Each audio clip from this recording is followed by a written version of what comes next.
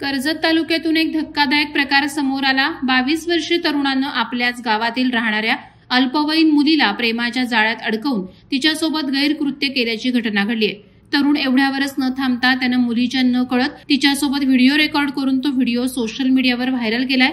दरम्यान याबाबत पीडितेच्या कुटुंबाकडून नेरळ पोलीस ठाण्यात धाव घेत आरोपी तरुणाविरोधात पोस्को अंतर्गत गुन्हा दाखल केलाय।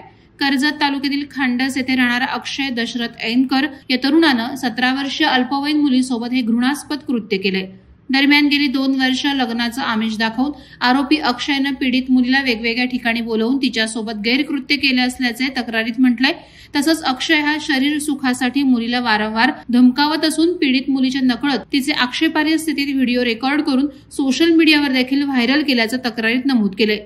या संदर्भात अक्षय ऐनकर याच्या विरोधात नेरळ पोलीस ठाणे येथे पोक्सो अंतर्गत गुन्हा दाखल करण्यात आला असून अधिक तपास कर्जत पोलीस ठाण्याचे पोलीस निरीक्षक सुरेंद्र गरड हे करत आहेत। तर सदर गुन्ह्याप्रकरणी आरोपी अक्षय दशरथ ऐनकर याला नेरळ पोलिसांनी अटक केली आहे।